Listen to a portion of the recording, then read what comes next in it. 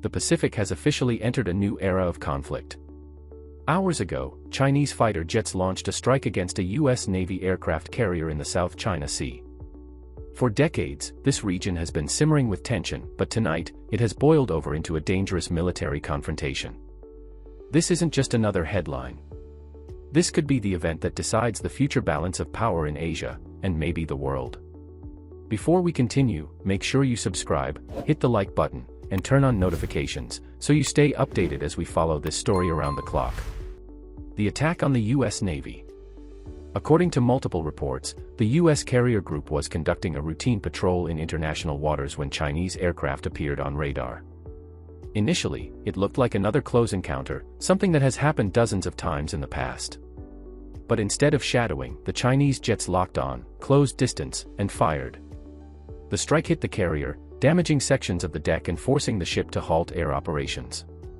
Emergency crews rushed to contain fires as escorts moved into defensive formation. Military sources confirm that several personnel have been injured, though exact numbers are still classified. For decades, U.S. carriers were seen as floating fortresses, symbols of absolute American naval dominance. Now, one of them has been struck. The image alone changes everything. Why the South China Sea matters. The South China Sea is not just about pride or territory, it's about survival. More than one-third of global trade passes through these waters every year. That includes oil from the Middle East, food supplies from Southeast Asia, and raw materials that fuel the world's factories. If these lanes are disrupted, the global economy feels it instantly. China claims nearly the entire sea, ignoring rulings from international courts. Over the past decade, Beijing has dredged up reefs, built artificial islands, and armed them with missile systems, effectively creating unsinkable aircraft carriers of its own. The U.S., meanwhile, insists these waters remain open for all nations, conducting freedom of navigation missions. These operations have always been tense, but this time, China didn't just shadow or warn. It attacked. This makes the clash not only about sovereignty but about the rules of the global system. If Beijing can use force to secure its claims here, what stops it from doing the same elsewhere? Escalating tensions, a slow march toward conflict. For years, military analysts warned this was coming. Chinese fighter pilots buzzing U.S. aircraft, dangerously close naval encounters, and cyber attacks against military systems, all were signs of a confrontation building. But in the last year, both sides doubled down. The U.S. increased joint military exercises with allies, showing that it could form a coalition to contain China. Beijing responded with new missile tests, massive naval drills, and fiery rhetoric from state media. Each side accused the other of provocation.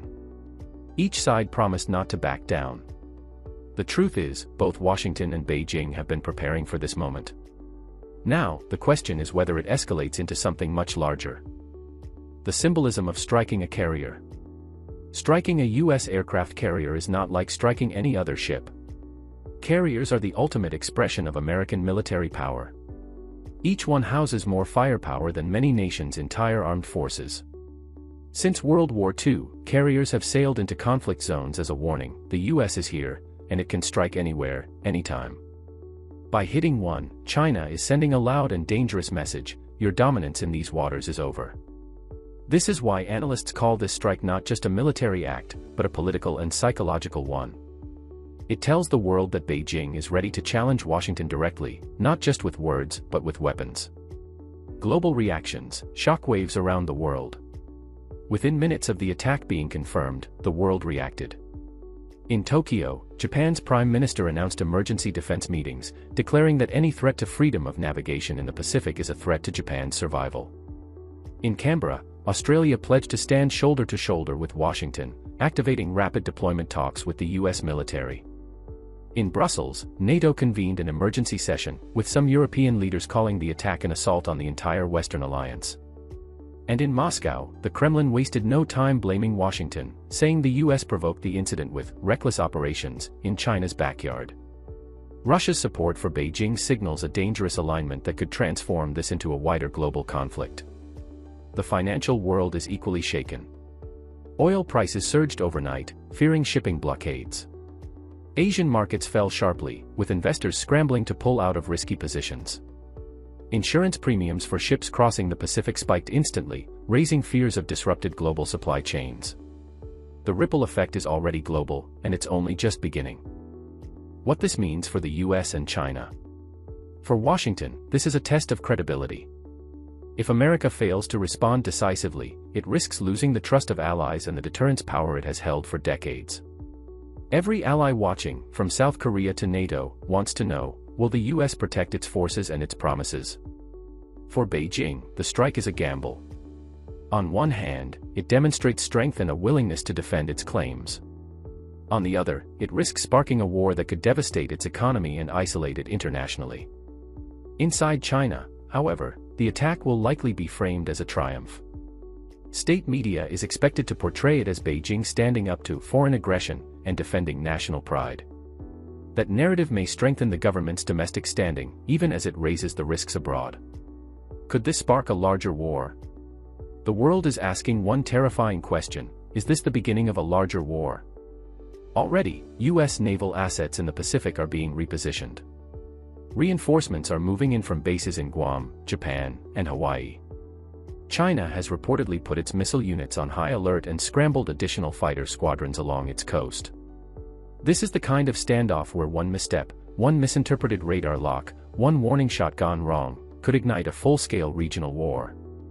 If allies like Japan, Australia, or the Philippines are pulled in, the conflict could spread across the Pacific.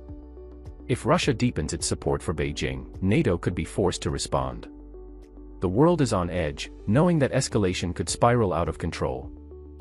Historical echoes, moments that changed the world. History is full of moments like this, moments when a single clash at sea dragged nations into years of war. These events often began small, but their consequences were massive.